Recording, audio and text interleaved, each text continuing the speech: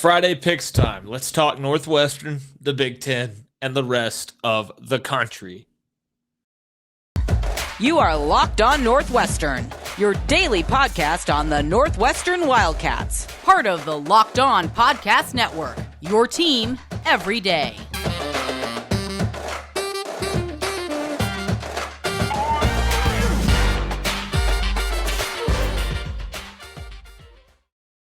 Welcome in. This is Locked On Northwestern, part of the Locked On Podcast Network, your team every day.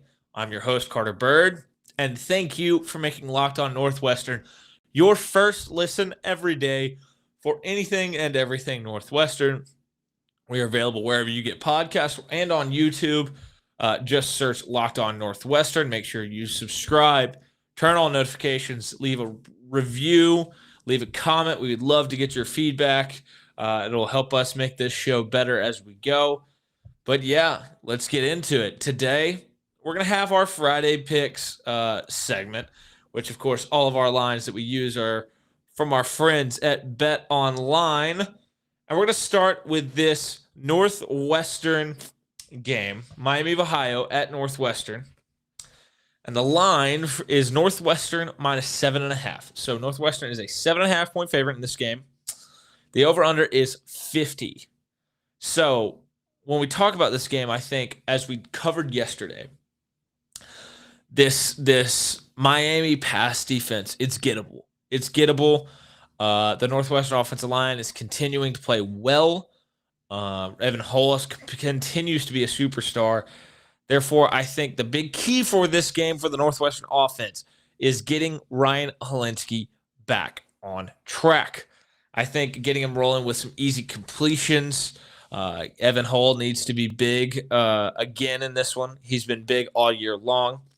I think he needs to be big on the ground and in the air. We know this Miami defense can be stingy on the ground, but we'll see. We'll see if they can contain a guy like Evan Hull and this offensive line that's playing well.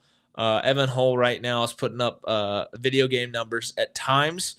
I think Cam Porter needs to be big in a game like this. I think he needs to kind of spell Evan Hull when he needs a break. I would like to see him have a couple explosive runs. I would like to see him get involved in the passing game, not quite to the extent that Evan Hull is, but a little more involved. I want to see him make some plays, whether it be screen passes, swings out of the backfield, rail routes, Texas routes, angle routes, whatever. I just want to see these backs continue to be involved. I think that's going to be vital for Ryan Hilinski because you really want to get Ryan Hilinski back in a rhythm. Last week was weird. It was weird to see him so shaken against Southern Illinois, but I think this is a great opportunity to bounce back. And I think as long as he gets those 8 to 12 freebies that kind of get him going, some easy completions to get the mojo going, to get some momentum, get comfortable. Because I want to see that calm, cool, collected Ryan Hilinski. I want to see that guy who is on time and on target in the first two games and was really one of the better quarterbacks in the Big Ten to start this season. I also want to see Malik Washington kind of be that safety net, that trusted guy that he knows he can go to when he needs a big third down conversion. We've seen them get a little more involved here recently, but I think the tight ends need to be involved. And I think that's going to be key when you've got a guy like Thomas Gordon who keeps making plays and Marshall Lang who can be a red zone threat. I want to see those guys get involved. Let the O-line do its work. Continue to run that pace. If you run 89 plays on Miami, I think this offense can have a lot of success because, Northwestern is leading the country in plays per game on offense.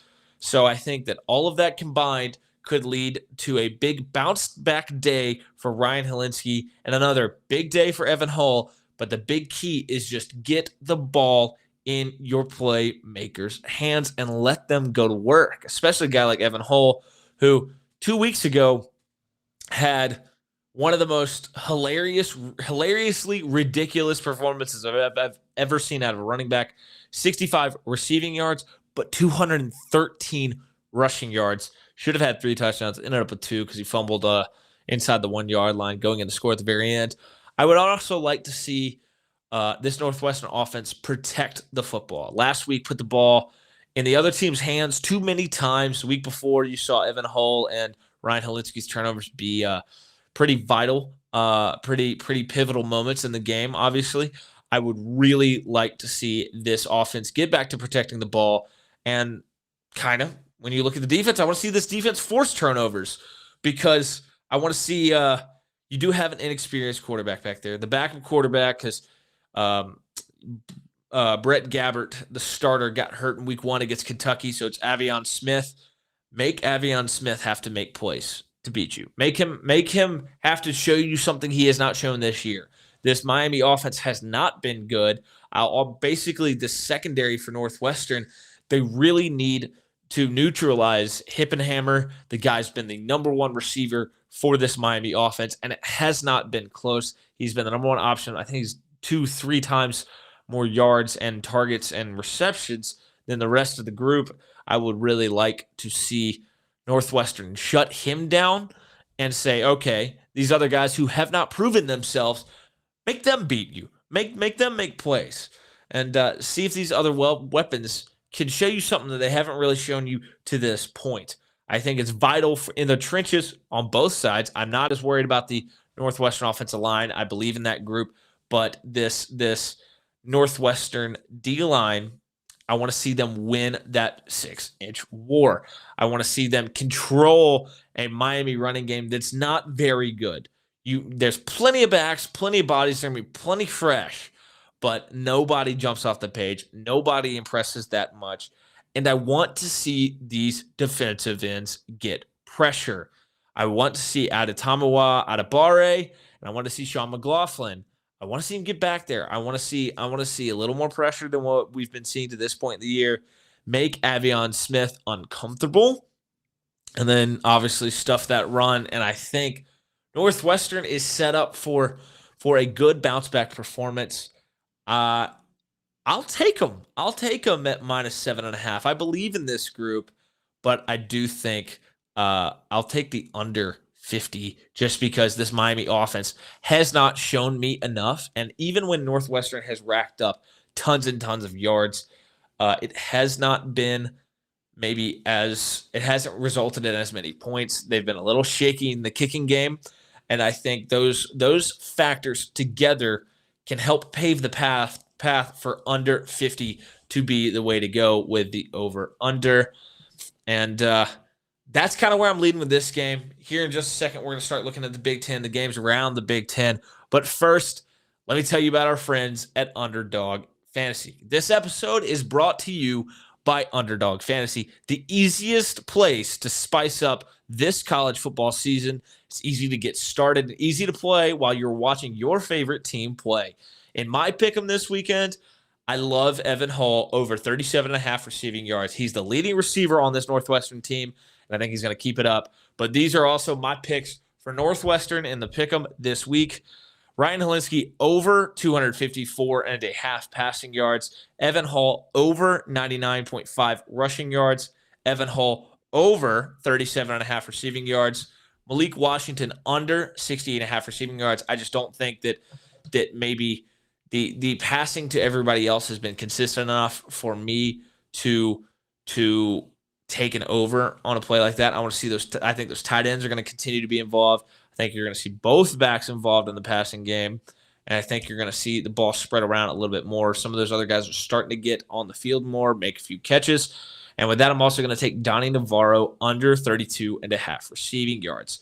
Go to Underdog Fantasy to make your own picks. Sign up with promo code Locked On, and Underdog will double your first deposit up to $100. So deposit $100, you get $100 free. Go to UnderdogFantasy.com or find the Underdog Fantasy app in the App Store or Google Play Store. That's Underdog Fantasy, promo code Locked On. Get in on the college football pick'em action today. Underdog Fantasy. All right, so we've now talked about this Northwestern Miami of Ohio game. Let's move on to the rest of the Big Ten. And we're going to start with Maryland at number 4, Michigan. Michigan is a 17-point favorite in this game. The over-under is 64. This is the first real test we've seen for this Michigan team. That non-conference schedule has been a joke, and that's been, We've seen that even with the way that they have played multiple. They started multiple quarterbacks. One quarterback in the first game, one quarterback in the second game. Now it might be JJ McCarthy's time to shine. I think it's a tough ask for Talia and company to keep this one close. Give me Michigan minus 17. I just think they're that good of a team. But give me that over 64. I think both teams can put up some points in this game. Central Michigan at number 14, Penn State. Penn State is a 28-point favorite in this game, and then the over-under is 63. Again, all of these lines are from our friends at BetOnline. Can Central Michigan score enough to make this interesting at all? I don't know. They put up a decent performance against Oklahoma State, but I think this Penn State team is feeling pretty good. They might be for real. Can Central Michigan put up a better fight than Auburn did in Auburn last week, where Penn State went down there and won by 29? I'm going to say no. I'm going to say Penn State covers 28, but I think the over 63 hits because I think Jim McElwain and the boys can score, but I think Penn State is just nasty with that run game. Sean Clifford, veteran quarterback, I think they're going to protect the football, and they're going to get up big early and kind of coast to a very easy win. Next up, Minnesota at Michigan State. Minnesota's a 3-point favorite in this game. The over-under is 50.5. Can Michigan State get off the mat after what was a tough showing at Washington last week? Minnesota, kind of like Michigan, has not really been tested. Non-conference game or non-conference schedule is pretty much a joke, but they are one of those teams like Michigan that they absolutely kill bad teams. Can Michigan State stop Ibrahim in the run game? You know what? I think Michigan State is being disrespected here. They are still a good team in my mind. I'll take Michigan State plus 3 and over 50.5 in this one. Next up, Indiana at Cincinnati. Cincy minus 16.5 is the line on this one. Over under of 57.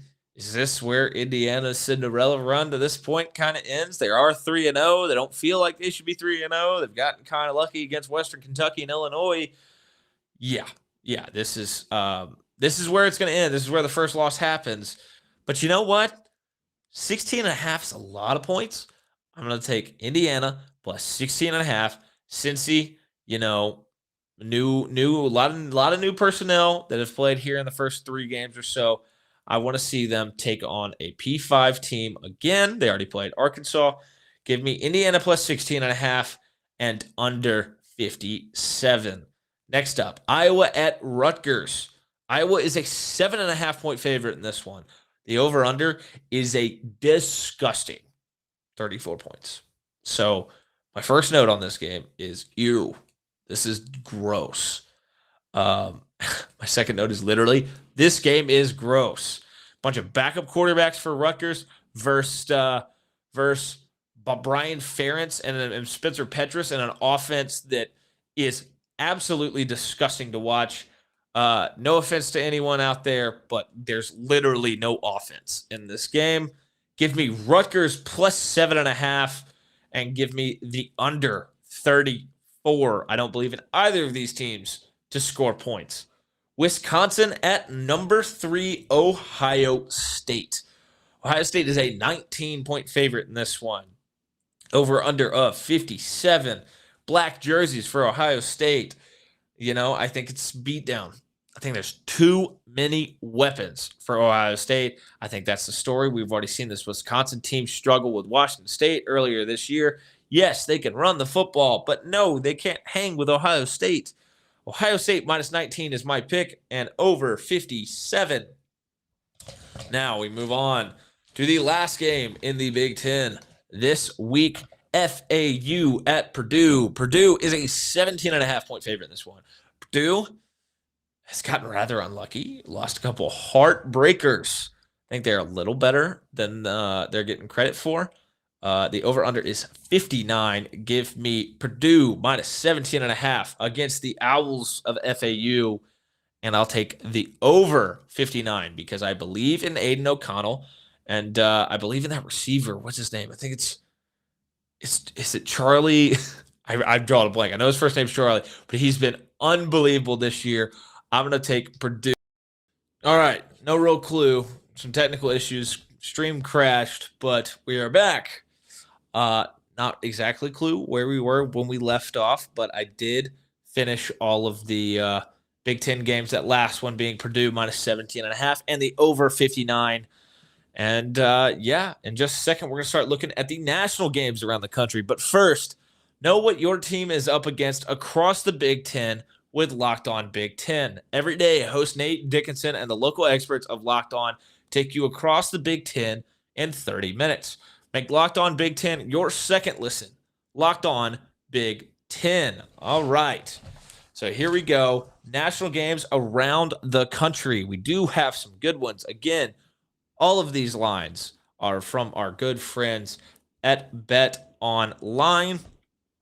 Number 5, Clemson. At number 21, Wake Forest. Clemson's a 7.5-point favorite on the road at the number 21 team in the country.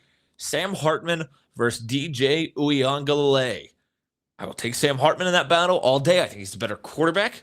I think Clemson has the best team. I think that Clemson defense is nasty, but I find a way to give me Sam Hartman in a pinch right here. Wake Forest plus 7.5 under 56 because I don't believe in that Clemson offense.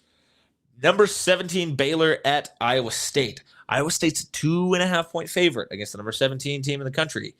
Everybody loves to talk about Ames. And, you do have these Aranda rumors about him going to Nebraska. Is Baylor's offense, is it that good? I have some questions after that BYU game a couple weeks ago. Give me Baylor plus 2.5 under 45. Number 20, Florida on the road at number 11, Tennessee. Tennessee is a 10.5-point favorite in this one. Over under of 62. Hendon Hooker versus Anthony Richardson, a quarterback battle that everybody's going to be talking about this weekend. Tennessee can score, and Florida's coming off a couple rough performances. I think Tennessee gets it done. Give me Tennessee minus 10.5 and the over of 62. Next up, number 22, Texas on the road at Texas Tech. Texas is a touchdown favorite, 7-point favorite in this one. Over under of 62 as well. Quinn Ewers is traveling. I don't know if he's playing. But I believe in Lubbock. I like what Texas Tech is starting to build. Give me Texas Tech plus 7 and the over 62. Number 15, Oregon on the road at Washington State. Oregon is a 6.5-point favorite. Over under 57. I think this could be a classic case of everybody's favorite wild card quarterback. Bo Nix on the road. But I think Oregon is good enough to overcome it. Oregon minus 6.5 and over 57. Next up, number 10, Arkansas playing number 23, Texas A&M in Arlington. Neutral site game. Texas A&M is a 2-point favorite. Over under of 49. The A&M offense, the A&M offense sucks. It's really freaking bad, and it's not going to get better. And it's going against an Arkansas team that is just a straight-up better team with a better quarterback. KJ Jefferson is way better than Max Johnson. Give me the Hogs. Arkansas plus 2 under 49 is my pick for that one. Number 7, USC at not unranked, actually, Oregon State. I just think that Oregon State's a fun team this year. I think they're a lot of fun. Give me the chainsaws, baby. Give me the Beavers. The line is USC minus 5.5, and the over/under is 70.5. But give me Oregon State plus 5.5, and the over of 70.5. Notre Dame at North Carolina. Oh boy, this is a fun one. UNC is a 1.5-point favorite. The over/under is 55. Can the UNC offensive explosion continue against a really, really stout Notre Dame defense? And can the anemic Notre Dame offense score against the what's the word? Is it a sieve? The thing that you just pour water through and it just lets it go right through. That's what this UNC defense is. But give me UNC -1.5 and under 55. Duke at Kansas. Battle of 3-0 teams. Kansas 7-point favorite. Over under of 65.5. Two undefeated teams. One of two of the four college basketball blue bloods that are all undefeated. Duke, Kansas, Kentucky, and UNC. Give me Kansas. Oh, by the way, Kansas has a sellout for the first time since playing Kansas State in 2019. It's just the second sellout in the last 13 years in Lawrence. Give me Kansas -7 over 65.5. Last couple games here. Battle for the Iron Skillet. TCU at SMU. TCU is a 1.5-point favorite. The over-under of this game is 70.5. Give me Rhett Lashley and the Ponies. Give SMU plus 1.5 over 70.5 in this one. I think it's a great revenge game for SMU. I don't think people love the way that Sonny Dykes left and went across town to their rival here. I expect it to be a crazy environment. Give me the Ponies. Pony up plus 1.5 SMU over 70.5. Finally, I have this one in here just for fun. Because I'm also, this is where I have my other degree from, and I'm a little bit of a masochist with this one. Missouri at Auburn. The line is Auburn -7, weirdly enough. Over under 51.5. I think both these offenses are bad. Auburn is without its starting quarterback, and then the guy that a lot of people thought was going to start after him. So they're without the first and third string quarterbacks. They are now turning to the redshirt freshman and the true freshman as the two quarterbacks because it's still not a set quarterback situation, even with those two out. I'll take Missouri +7 all day, and I'll take the under 51.5. That's going to do it for the picks on the national games. That's going to do it for today's episode. We talked about the Northwestern Miami game. We talked about the Big Ten, and we talked about some games nationally. By the way, that Missouri-Auburn game, Brian Harsin gets fired before the sun comes up on Sunday morning, and that is the end of Brian Harsin's tenure at Auburn. That is my prediction there, and that's why I included it because I think it's going to be fun from that aspect. Yeah, those are my picks for this weekend. Appreciate you joining us for this show, for the pick show that we do every Friday. All of our picks we get from Bet Online, or all of our lines that we get from Bet Online. Truly a lot of fun to pick every weekend. But yeah, make sure you subscribe. Thank you for making Locked On Northwestern your first listen every day for anything and everything Northwestern. We're available wherever you get podcasts. We're on YouTube. Just search Locked On Northwestern. Subscribe. Turn on notifications. Leave a comment, a review. Help us. Give us some feedback. We want to get better. But we appreciate you. I'm your host, Carter Bird. You can follow me on social media on Twitter and Instagram at CarterBird13. And I'll see you next time.